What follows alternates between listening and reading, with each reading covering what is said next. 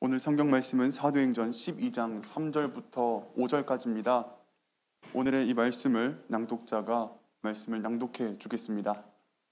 유대인들이 이 일을 기뻐하는 것을 보고 베드로도 잡으려 할세 때는 무뎌질 기간이라 잡음에 옥에 가두어 군인 내식인 네페에게 맡겨 지키고 6월절 후에 백성 앞에 끌어내고자 하더라.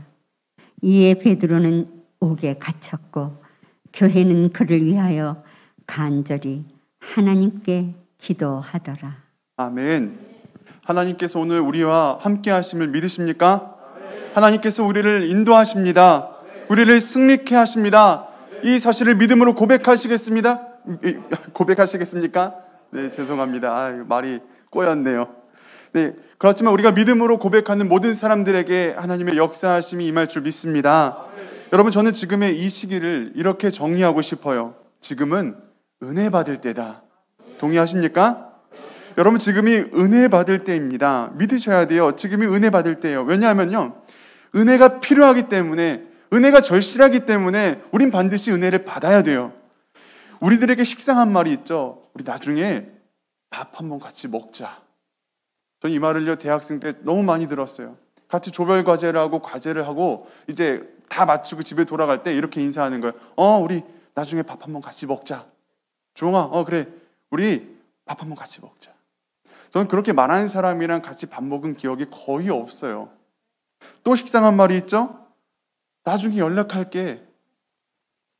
연락하겠다고 말해놓고 연락 안 해요. 연락 안 와요. 또 식상한 말이 있죠. 이제 우리가 자주 쓰는 말인데 아마 오늘도 이미 여러분께서 여러 번 사용하셨을 거예요. 안녕하세요. 여기 마당에 주차하시면서 안녕하세요. 예배당 들어오시면서 안녕하세요. 이렇게 앉아있는데 누가 이렇게 툭툭 치면서 안녕하세요. 이미 여러 번 인사했잖아요. 그런데 여러분, 이 안녕하세요라는 말은요, 상대방의 평안을 묻는 말이에요. 왜냐하면 우리가 과거에서부터 이미 오랜 시간 평안하지 못했던 어려운 세월들을 지났기 때문에, 그래서 옛날부터 상대방이 안녕을 물으면서 안부를 이렇게 챙기는 거예요. 그러나 이제는 이 말이요, 식상한 말이 되어버렸어요.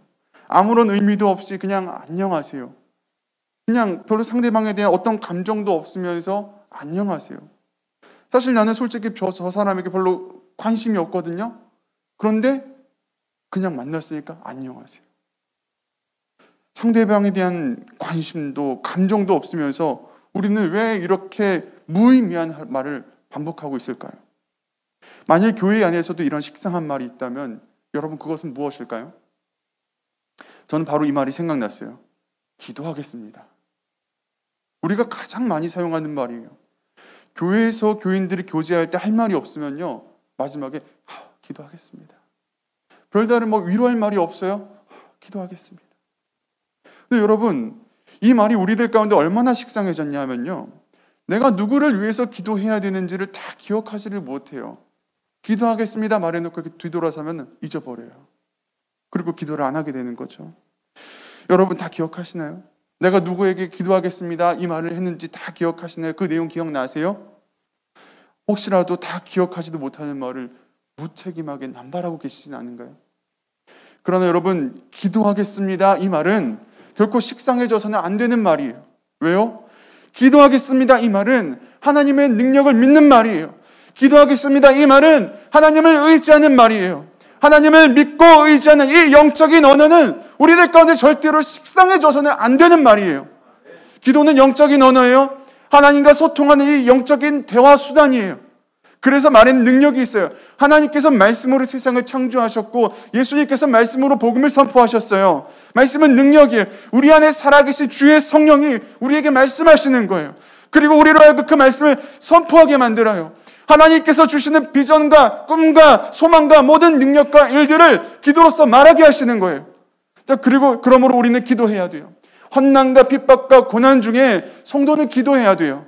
그게 우리의 일이에요. 기도하겠다는 말만 하지 말고 정말로 우리는 기도해야 돼요. 예수님께서 제자들에게 말씀하시잖아요. 기도 외에는 다른 것으로 이런 종류가 나갈 수 없느니라. 기도를 통해서 병 고치는 능력이 나가요. 기도를 통해서 귀신을 쫓아내는 역사가 나타나요. 기도를 통해서 어려움을 극복하고 기도를 통해서 문제를 해결해요. 이것이 바로 성도의 삶인 줄 믿습니다. 오늘 말씀을 보니까 베드로가 옥에 갇혔어요. 예전에는 그냥 몇 대 맞고 풀려났거든요. 그런데 지금은 사태가 많이 심각해졌어요. 베드로가 풀려나기 위해선 딱 한 가지 방법밖에 이제 없어요. 목이 잘려야 돼요. 이 감옥을 나가는 방법은 죽어서 나가는 거예요. 사도행전 12장을 보시면 헤롯 왕이 등장해요. 헤롯은 정치적으로 지지 기반이 약한 사람이에요. 자, 그런 사람이 여러분, 이 사람에게 필요한 건 당연히 자기를 지지해주고 좋아해줄 만한, 따라와줄 만한 사람들이 필요한 거죠. 그런데 헤롯이 야고보를 칼로 죽였어요. 아니, 그랬더니 유대인들이 너무 좋아하는 거예요. 그 모습을 보면서 헤롯은 베드로까지 죽이기를 결심해요. 저는 이 모습을 보면서 너무나도 소름 끼쳤어요. 자신의 입지를 다지기 위해서 누군가를 죽여요. 사람을 죽여요. 누군가를 짓밟고 그 위에 올라서는 거예요. 이게 세상의 모습이에요. 세상이 말하는 성공이란 나의 성공이에요. 여기에는요, 수단과 방법을 가리지 않아요. 대신 걸리지만 않으면 돼요. 누군가 그 일을 문제 삼지만 않으면 상관없어요. 어떤 일이라도 이 성공이란 단어 앞에서는 그냥 용납이 되어버리는 거예요. 때문에 여러분 눈치채셔야 돼요. 내가 세상을 좋아하면 헤롯처럼 되는 거예요. 누군가를 죽여서라도 내가 위로 올라서려고 하는 거죠. 그리고 세상은 이 모습을 보면서 좋아하고 환호할 거예요. 헤롯 왕이 야고보를 죽였을 때 유대인들이요, 이 일을 굉장히 기뻐했어요. 헤롯 왕을 칭찬하는 거예요. 잘했다고 막 박수를 치고 환호를 보내요. 그를 향해서 엄지손가락을 치켜 세우는 거죠. 때문에 우리가 세상에서 칭찬을 받는다면 정말 이것이 하나님 앞에 정당한 일인지를 반드시 꼭 물어보셔야 돼요. 기도하셔야 돼요. 세상이 우리를 칭찬할 때에는요, 목적이 있어요. 자신의 어떤 유익함을 바라고 칭찬을 하는 거예요. 헤롯을 보세요. 세상 사람들이 그를 칭찬해요. 야고보를 죽였더니 칭찬받는 거예요. 어라? 내가 야고보를, 내가 주의 제자를 죽였더니, 사도를 죽였더니 칭찬을 받네. 헤롯은 이 일에 더욱더 매진하게 돼요. 사람들이 나를 칭찬하는 그 방향으로 더 힘쓰는 거예요. 물 들어올 때 노저하라 했다고 이왕 야고보 죽인 거 베드로까지 죽이겠다고 결정을 해버리는 거죠. 그래서 베드로를 옥에다가 잡아 넣었어요. 그때가 언제인지 아세요? 유대인의 절기로 무교절이에요. 이스라엘의 가장 큰 3대 절기 중에 하나인 이 무교절은요, 그 기원이 출애굽에 있어요. 하나님을 크게 경험했던 역사적인 사건이에요. 하나님으로부터 생명을 보전받은 구원의 역사예요. 누구보다 생명을 기뻐해야 되는 자들이 오히려 죽음을 더 기뻐하고 있어요. 그리고 이 죽음을 이제는 종용하고 있어요. 저는 이 장면이요, 딱 우리 하늘바람 교회 같다고 느꼈어요. 지금 우리 상황이에요. 우리도 특별한 절기를 지나고 있죠. 사순절. 그리고 우리는 이 절기 동안 제사장 특별 새벽 기도회를 시작했어요. 하지만 들려오는 소식들은요, 절망적이에요. 말씀을 맡은 자들이 쓰러져요. 찬양을 맡은 자들이 쓰러져요. 마치 이 예배가 온전히 세워지기를 거부하는 것처럼 강하게 자꾸 붙잡고 뒤흔드는 거예요. 이것은 분명 영적인 위기예요. 예배자의 마음을 꺾어버리는 영적인 환난이에요. 이 상황 가운데 여러분, 우리는 무엇을 할 수 있을까요? 베드로가 옥에 갇혀서 죽는 날을 기다리고 있을 때 여러분, 교회는 다 같이 한 가지 일에 몰두했어요. 함께 본문 5절을 볼까요? 우리 같이 5절 읽겠습니다. 시작. 이에 베드로는 옥에 갇혔고 교회는 그를 위하여 간절히 하나님께 기도하더라. 아멘. 베드로가 옥에 갇혔을 때 교회는 기도했어요. 간절히 하나님께 기도하는 거예요. 우리 지난 금요일 말루이 목사님께서 설교하실 때 기도에 관해서 이야기했잖아요. 우리가 시험 가운데 놓였을 때 승리하기 위해서는 항상 기도하라고 말씀을 나눴어요. 당연한 말씀이에요. 우리 기도해야 돼요. 이 시험을 이기기 위해서 우리 기도해야 돼요.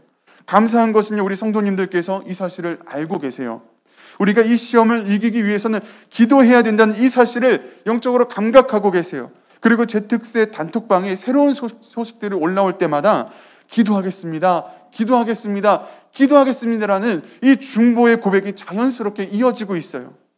최근에 코로나 확진자가 많이 나오고 있어요. 우리 교회에서도 나오고 있어요. 안타까운 일이지만 우리는 우리의 의지대로 이 코로나를 완전히 피할 수가 없어요. 자, 그런데 누가 확진이 되었다는 소식이 올라올 때마다 기도하겠습니다라는 이 카톡이 다다다다닥 올라오는 거예요. 그리고 더 나아가서 성도를 사랑하는 마음으로, 긍휼히 여기는 마음으로 문고리 신방을 찾아가요. 또 이런 경우도 있어요. 먼저 문고리 신방을 받았던 거예요. 받아보니 그런 관심과 사랑이 너무 고맙게 느껴지는 거죠. 때문에 이 사랑을 내가 흘려보내기 위해서 문고리 신방을 자처하는 분들도 실제로 계세요. 너무 감사한 일이죠. 자, 그러나 기도하는 우리들의 이러한 모습과는 별개로 우리에게는 이런 마음이 공존하고 있어요. 불안함이에요. 이 예배에 대한 불안함이 싹트고 있어요. 예배자들이 환난을 당하는 이 상황 가운데 우리가 예배를 지켜낼 수 있을까? 걱정이 되는 거예요. 우리에겐 조급한 마음도 있어요. 초대교회라고 달랐을까요? 베드로의 투옥 가운데 성도들의 불안한 마음이 있어요. 물론 교회가 나서서 지금 함께 기도하고는 있지만 여전히 불안하고 두려운 마음이 있는 거예요. 지금 상황이 딱 그려지잖아요.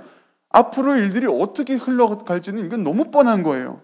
야고보가 죽었어요. 이젠 베드로가 잡혔어요. 내일이면 베드로가 죽어요. 이제 그 다음 차례는 누가 될까요? 초대교회 입장에서 지금 상당한 압박을 받고 있는 거예요. 베드로가 죽고 나면 다음 타겟이 누구겠어요? 앞으로의 핍박과 환난은 불길처럼 치솟을 거예요. 성도들은 이 사실을 알고 있었어요. 단순히 베드로가 죽임당하는 것, 그 이상의 고난을 지금 당하고 있는 거예요.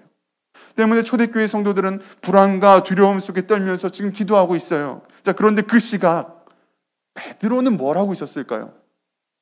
사도행전 12장 6절을 보세요. 우리 같이 읽겠습니다. 시작. 헤롯이 잡아내려고 하는 그 전날 밤에 베드로가 두 군인 틈에서 두 쇠사슬에 매여 누워 자는데, 뭐라고요? 누워 자는데. 베드로 자고 있었어요. 그것도 두 군인들 틈에 껴서 푹 자고 있었어요. 아주 깊이 잠드는 거죠. 이것을 어떻게 할 수 있냐면 베드로가 자는데 천사가 나타나요. 그리고 툭툭 치는 거예요. 야, 일어나.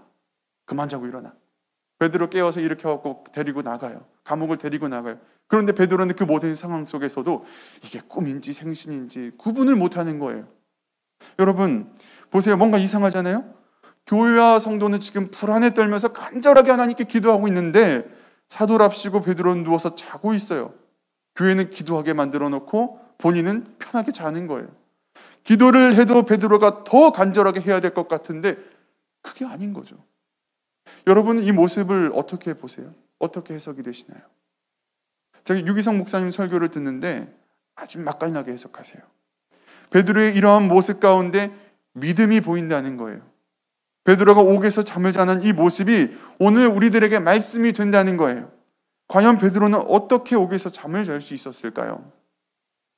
베드로는요, 본인이 가지고 있는 불안과 염려를 완전히 예수님께 맡겨드렸어요. 그래서 잘 수 있는 거예요. 불안과 염려가 내 마음에 없기 때문에 옥에서 잘 수 있는 거예요. 불안한 마음은 우리를 위험하게 만들어요.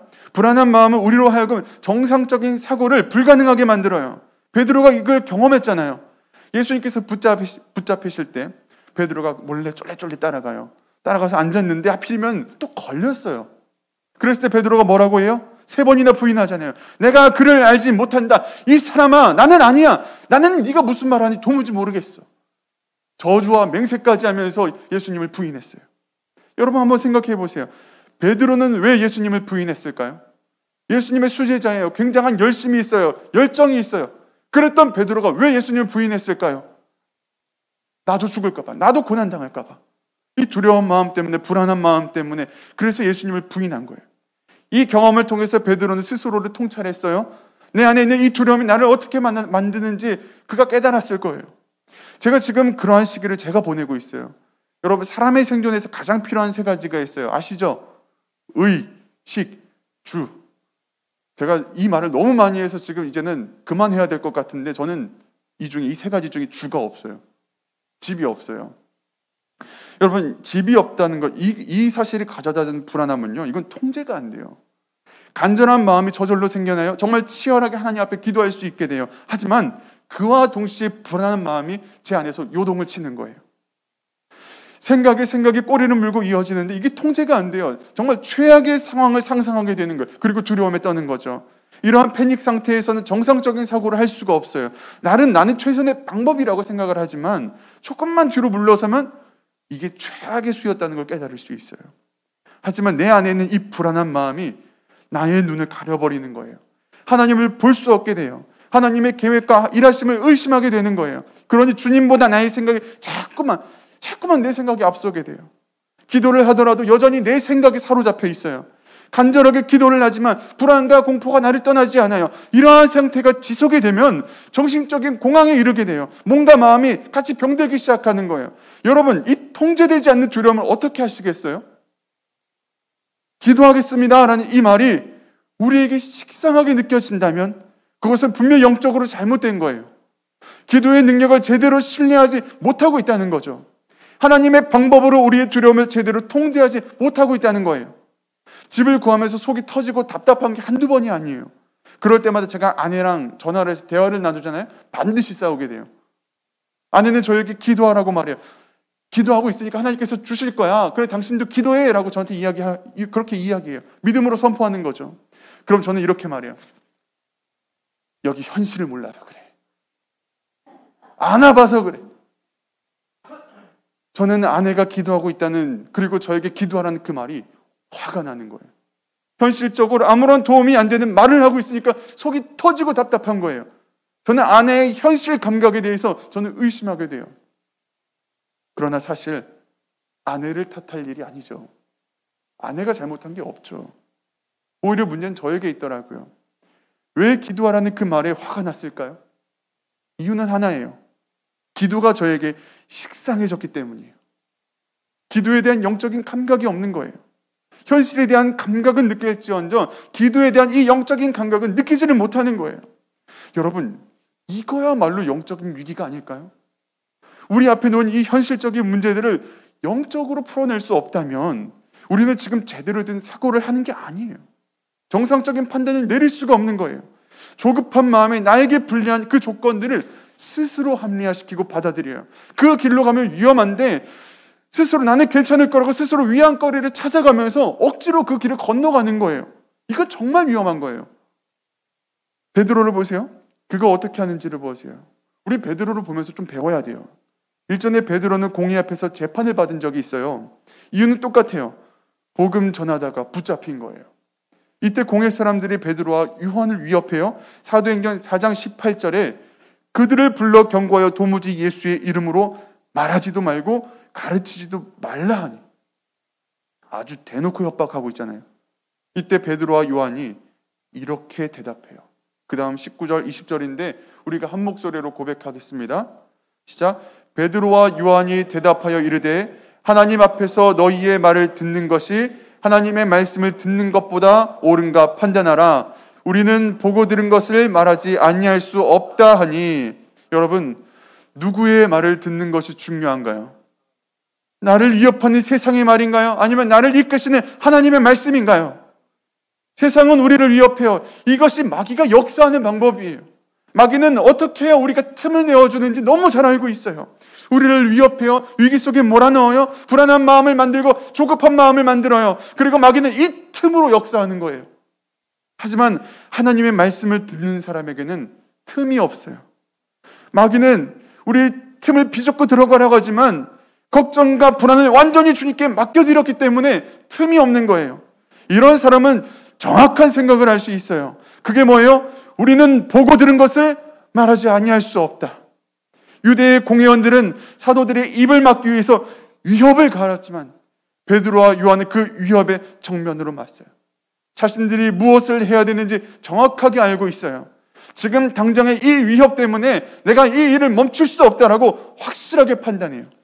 참 아이러니한 것은 사도들이 겁을 상실한 채 당당하게 나가니까 이제는 공회원들이 어찌할 줄을 몰라요. 그들이 당황해요. 딱히 저들을 처벌할 방법이 없어요. 결국 식상할 대로 식상해진 위협을 하고 놓아주는 거예요. 여러분, 이미 식상해진 위협이 통하기는 할까요? 이미 권위가 땅에 떨어진 공회원들의 그 식상한 말이 도대체 어떤 능력을 가지겠어요? 사도들은 보고 들은 바 말하는 것을 멈추지 않아요. 왜요? 그들에게는 능력이 있었기 때문이에요. 권능이 있었기 때문이에요. 사도행전 1장 8절을 우리 같이 고백하겠습니다. 시작. 오직 성령이 너희에게 임하시면 너희가 권능을 받고 예루살렘과 온 유대와 사마리아와 땅끝까지 이르러 내 증인이 되리라 하시니라. 아멘. 사도들의 말은 식상한 말이 아니에요. 권능을 받은 말이에요. 믿는 자들의 확실한 말을 전하는 거예요. 이것을 땅끝까지 전하기까지 그들은 멈출 수가 없어요. 이것이 주님의 명령이기 때문에 그래요. 오늘 우리는 어떤가요? 어떤 식상한 말을 하고 계신가요? 여러분의 기도가 식상하지 않은지 식상한지를 여러분 점검해 보시기 바랍니다. 여러분이 구하는 기도가 능력이 있는지 한번 생각해 보세요. 하나님께 완전히 맡겨드리지 못한 기도는 힘을 가지기가 어려워요. 문제의 해결을 하나님께 드려야 되지만 우리 그러지 못하고 그 주저하는 그 머뭇거리는 마음 때문에 하나님께서 일할 그 타이밍이 우리에게 없는 거예요.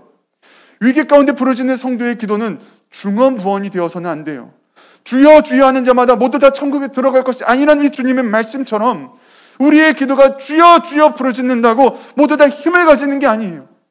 초대교회 성도들처럼 여전히 불안과 공포에 사로잡혀 있다면 아무리 간절히 기도해도 그 능력을 믿고 신뢰할 수가 없는 거예요. 오히려 그들은 베드로가 무사히 살아 돌아온 것에 대해서 믿지를 못해요. 믿음이 없는 거예요. 여러분은 하나님을 의심하시나요? 아니면 의지하시나요? 이번 재특세 기간 동안 하나님께서 우리에게 크게 은혜를 부어주실 것을 의지하시나요? 아니면 의심하시나요? 재특세의 취지는 평소 말씀을 전하지 않던 사람들을 말씀으로 세우는 데 있어요.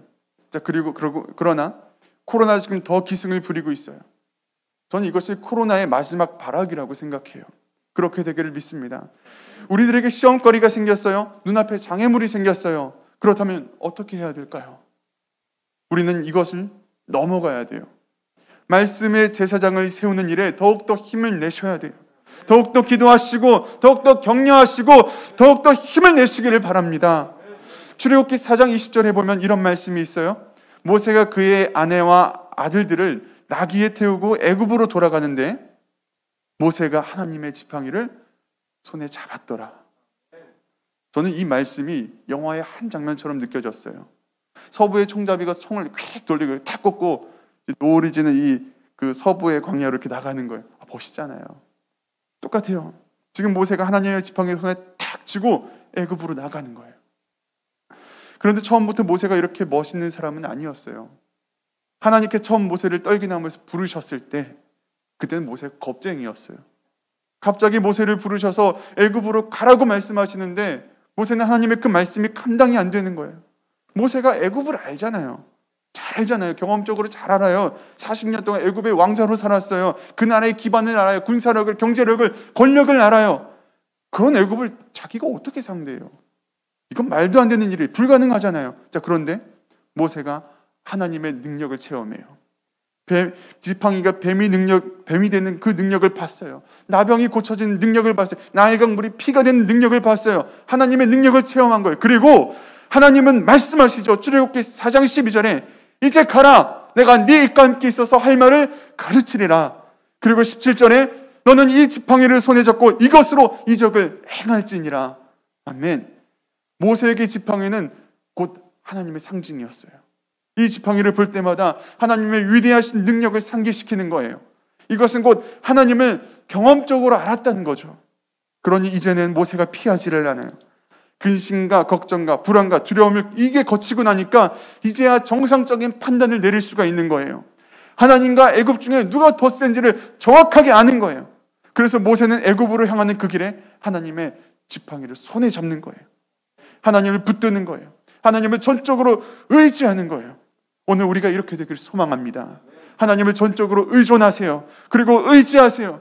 믿음이란 이런 거예요. 담임 목사님께 저에게 이런 말씀하셨거든요. 마음에 소망하는 대로 이루어진대요. 그러니 구하는 그것을 이미 받은 것처럼 살라고 그렇게 말씀하시더라고요.